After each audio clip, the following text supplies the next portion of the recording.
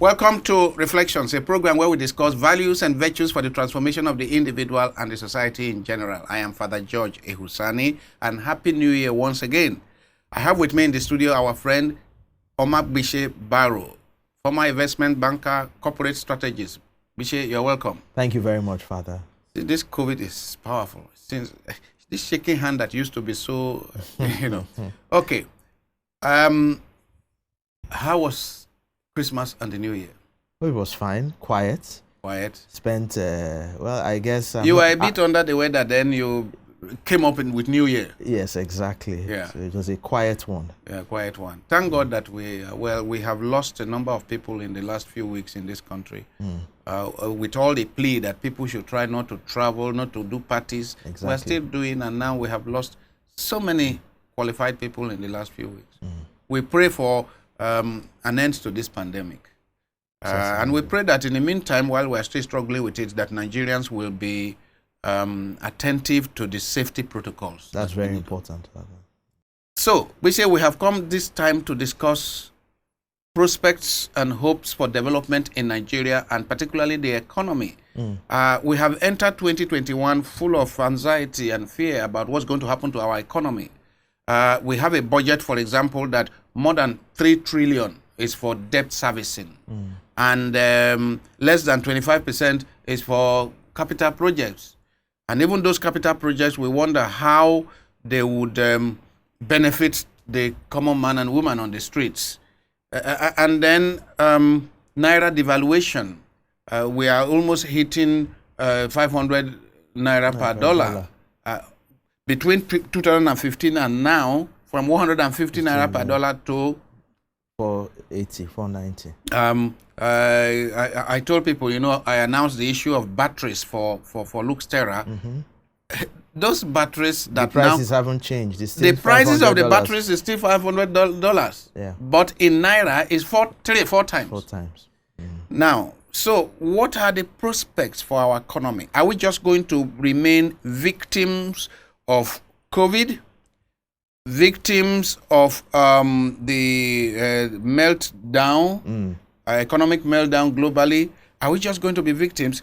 What is it that we can do so that to capitalize on the situation and make some progress? Countries are making vaccines. They are making vaccines. They are going to make vaccines for billions of people. And so that's going to generate income for them. Countries are making ventilators, are making all kinds of things. So even the COVID-19 becomes an opportunity for a number of countries in developed societies. What are the prospects for us? Don't tell me that we will just be victims. We too went to school. We have professionals. We have experts. We even have some research centers. So with regards to COVID, there's something we should be able to do. Then the other aspects of the economy. We are an agrarian society. Unfortunately, we have widespread insecurity that is discouraging farmers from going to farm. What are the hopes that this will reduce this year, and that there will be a revamping of the agricultural sector? What positive word do you have with regards to economic growth in 2021? I guess that is the point I want to make. Well, I think that, Father, we can always be hopeful, but in practical terms, there is a great shift in the way we think about our role in society as citizens, about the role of government, and so on and so forth. I think that over the years, what we've built in Nigeria is what we call classic rent-seeking economy, where most of the productive activity, if any at all, is focused on government patronage. That is, we are an economy that is capacitated by government spending. So everybody is waiting for government is the biggest spender. And everybody is pretty much, most people, and when I say everybody, I'm just generalizing, most people who are engaged in government contracts and government consultancy and things that are created from government. We haven't really capacitated the private sector the way we should. I mean, And we right should now- have 1,000 Dangotes. Exactly. And right now, even in the midst of the shortfalls in government revenue, the response from the government is to do what? Is to tax people more and to make the costs of even doing business more difficult. So this is where the problem is, that over time, we have not gotten a crop of government leaders that have focused on what is most important. For as long as I have lived, all we have heard is about the diversification of the Nigerian economy. But we still haven't diversified. We still haven't built a strong enough services industry. We have a population of over 200 million people. We have not capacitated that population to be able to spend, to be able to produce, to serve the domestic needs. 200 million people is enough. If you are able to sell a product to to 10,000 people, that's enough market. If you are producing toothpick for 200 million people, 200 is too many. So even if you could sell toothpick to 100,000 people, so those are the places that the opportunities are. I think the biggest opportunity in Nigeria is import substitution. What can we produce by ourselves? What goods and services can we patronize, can we produce and to a certain quality and standard, and then patronize it locally? That's the only way. I mean, there is no other hope. We have agriculture. Every aspect of the agriculture. Then we have textile. Yes. Then we have iron and steel. Yes. We have allowed our steel rolling mills and the iron ore company and so to be moribund. But these are, I mean, can you see the number of cars in our cities? Exactly. So so there is opportunity for us to actually substitute a number of things that we import. What will that do? It will ease the pressure on the naira. It will create jobs locally. It will capacitate people to buy these things. It will create a domestic credit system so that people can borrow, so that people can, because they are borrowing against their legitimate incomes that can be tracked. So things like all this national identification number and some of these things are good because they help to ensure that we know who we are doing business with. That we even know our number. Exactly. That we know ourselves, we know how many we are, that people can then do business and get loans and trade with each other on with clarity, with knowing that I know who this third party, this counterparty is. So some of those things are glimmers of hope, but we really need to drive private sector investment. It's got to be private sector driven.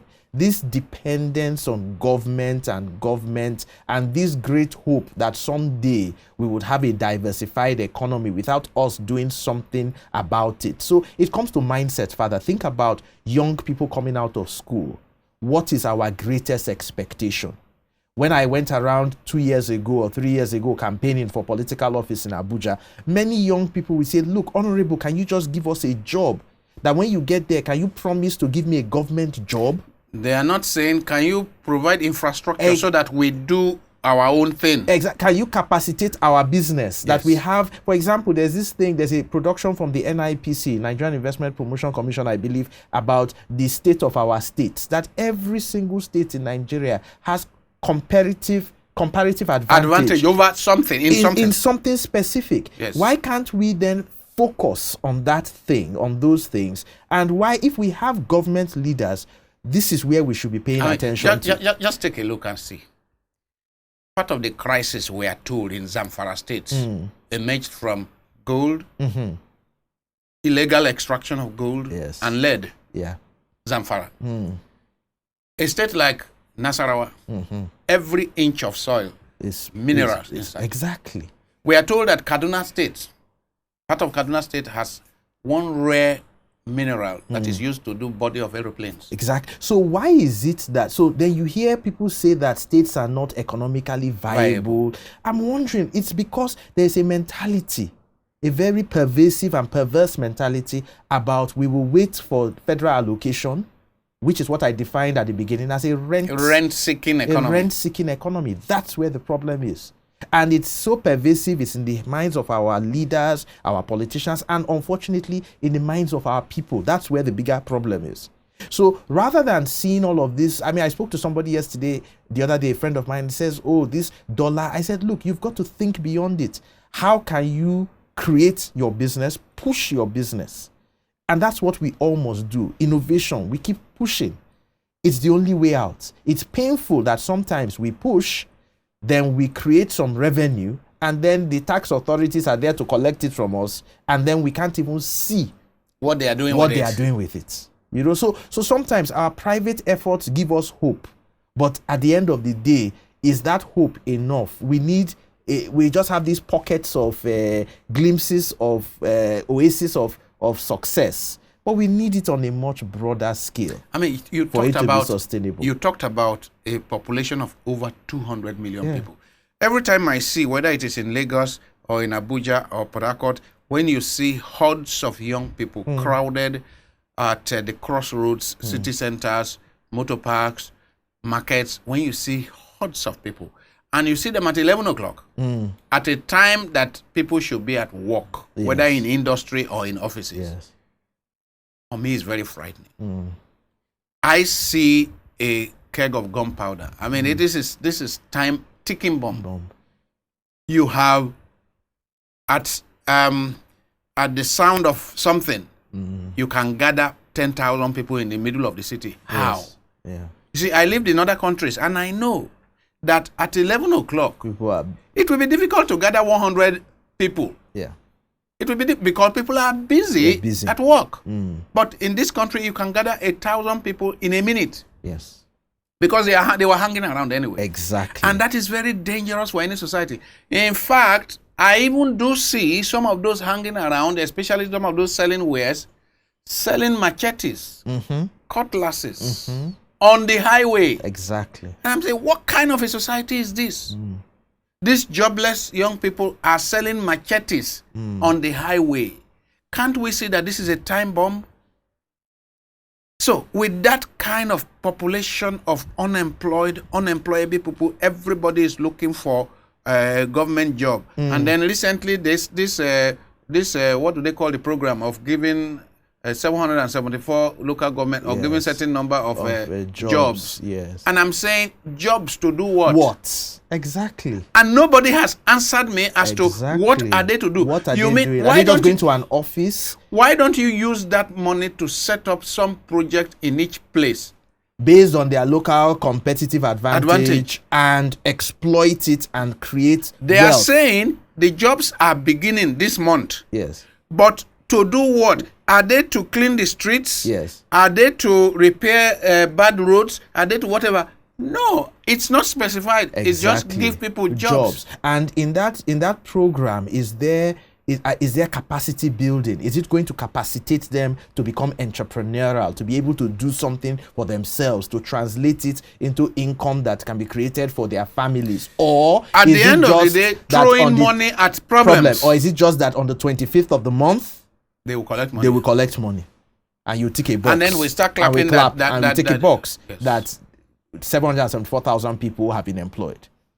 So these are the real issues, you know. So when we talk about in economics about creating jobs, it's not about these types of programs. No. It's about capacitating the society, giving people who are in business, for example, the capacity to borrow, so that if somebody has a factory and wants to open 5 more factories, then you give him the capacity through financing so that he can do that, and by so doing he will create jobs that will give people real tangible skills that can be transferred. I have listened to the discussions over those jobs, and I say, to do what? I mean, during the Shagari regime, or which one did we have, or Obasanjo regime, we had Green Revolution. Operation Feed the Nation. Operation Feed the Nation. Yeah. Now, that was meant to open farms. Exactly. So, if 1 million people were to get job, they were to get job to open farms and produce things.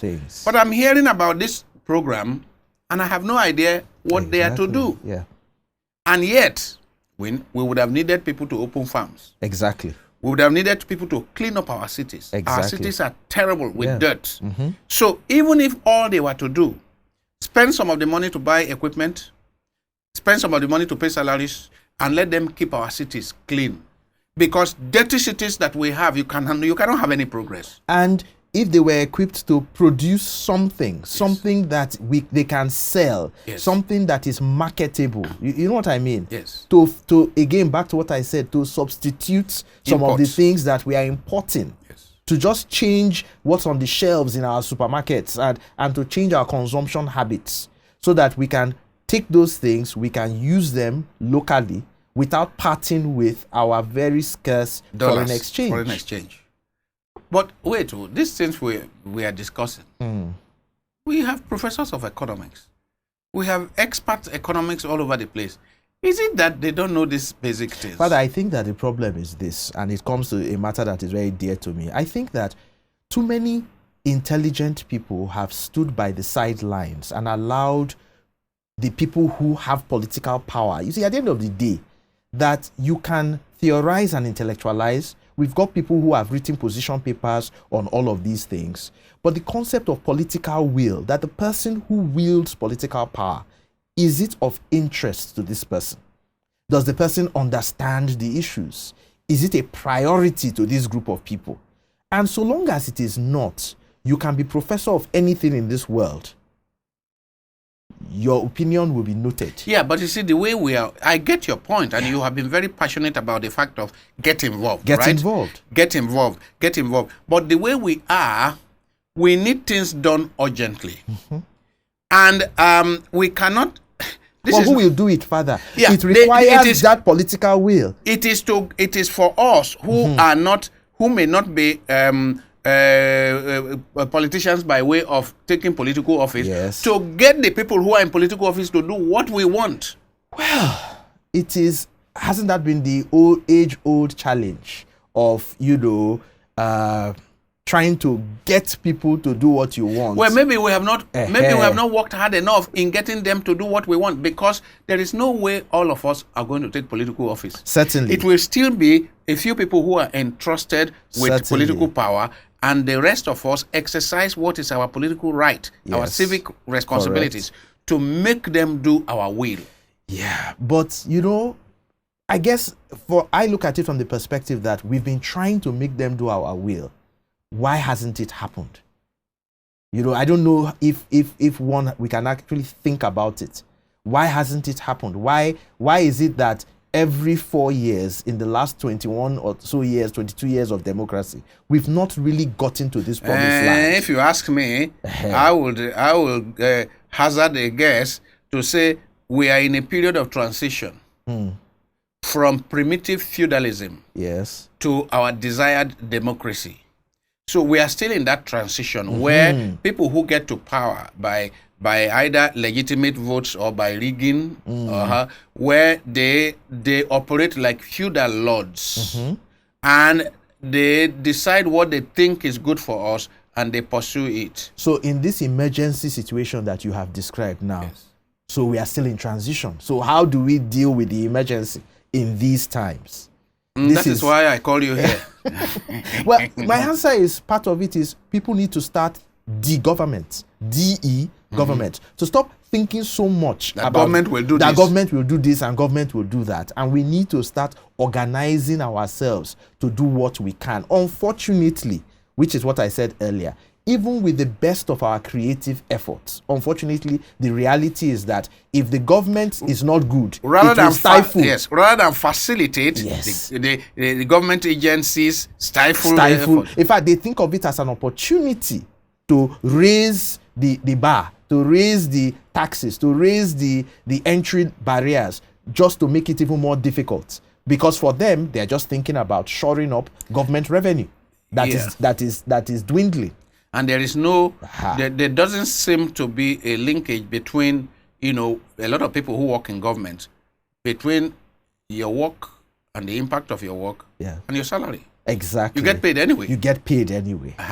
During your time as director of this agency or that agency, how many businesses have grown and flourished? Exactly. It has nothing to do with what you earn.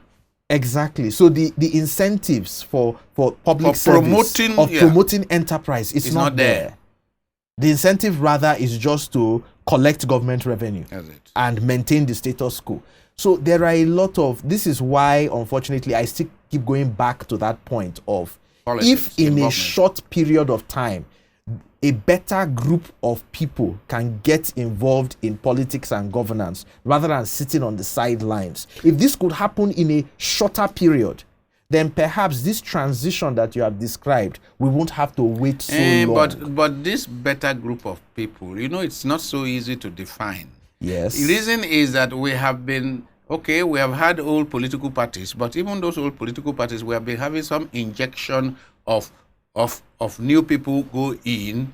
And then, one of the points I've been trying to tell you is that it is not people like me and many of our friends who discuss that. They are not the one who form the bulk of voters. Those who form the bulk of voters are those same people I described who are hanging around our cities in their hundreds of thousands, who have no job, who are holding cutlasses, who are whatever. They are the bulk of voters. Unfortunately, they may not be listening to this program, and their political literacy, level of political literacy is abysmally low, and all they know is, okay, who is there for election? Oh, we don't know this person. This person. Yeah, we have been hearing it. His grandfather was this, his father was this, and so on. He's the one to be voted. Father, I would agree with that position anytime, so long as we have 100% turnout of voters. Meaning that when we say that those are the majority of voters, they are the majority of people who are interested in voting. How about the other majority of people who are not interested in voting? Because perhaps that's where the opportunity lies. Meaning that there are 22 million people in Nigeria who have always voted. The same set of 22 to 30 million people. How about the remaining universe of people who have never voted before? Yeah, are they too busy? Because they are, just like you said, it seems like those 28 to 30 million people are the ones who are available for voting. The other ones seem to be too busy. There are not just. There are structural adjustments to be made. For example, how come that we wait for only a couple of months to election before you start registering voters? How come that people who became 18 after the last election till today, they've not been registered? They've not been registered. So that concept of continuous voter registration. Because serious people who are professionals and so on and so forth, they cannot go and spend 2 or 3 days to queue in order to, let's face it, that's not how it's done in more civilized societies. True, but these are some of our realities. I always take the position of, can we, based on how bad the situation is, those of us who are busy and have found the time to spend 2 or 3 days, we don't have 2 heads, we don't have 4 hands, we've made a sacrifice. I hope you recognize that you are a chief executive of your company. Yes. Many of the people you are talking about are not the one in charge of I agree. So their chief executive should understand and allow them to go and what if their chief executive is benefiting from the system as it is now? True. So these are the realities. That's why, so Father, it's a tough question to answer that you put forward. How do we change a system? How do you fly a plane and maintain it at the same time? We need to get moving. Our society needs to change, but there's a lot of turnaround maintenance that needs to be taking place at the exact same time. Talking about how do you fly a plane and maintain it at the same time, I will end on this note. Wole Soyinka, in a recent interview on Arise, Wole Soyinka said that with regards to the unrelenting, unending ASU government strike, that he says his recommendation has always been close all the government-owned universities for 1 year and sit down for a national conference over education in this country. Involve the teachers, involve the administrators, involve government officials, and have a serious dialogue and resolve on revamping education. He says you can't do it while you are still functioning. Let everybody lose a year. Round zero. Let's come down. And then start to university. He said that has been. But unfortunately, we've lost years already. But the discussions have never happened. Yes. And the concrete steps. That's why he's saying. Yeah. He said you will end up losing 10 years. And still not. Whatever. But if we agree that we are in a state of, you declare a state of emergency, and then you spend 1 year to discuss after the state of emergency is over, what becomes of education and so on. On that note, we'll bring this program to an end. You need to say something positive for us to end this in. Wait, this new year. Oh yes. So on a very positive note, I really believe in the capacity of the human being, in the ingenuity and the creativity that God has planted in every one of us To overcome problems. to overcome problems. And this is what I tell everybody, that at the end of the day, it all comes down to all of us, the choices we make, tapping into the creative potential that lies within us to keep pushing and pushing. And if we all did this with sincerity of purpose and effort, we will get to the promised land. If we all do this with sincerity of purpose and effort, we shall get to the promised land. It's a good way to end it. Happy New Year. Wish you wonderful Happy New Year once Thank you again. very much. Happy New Year, Father. Thank you.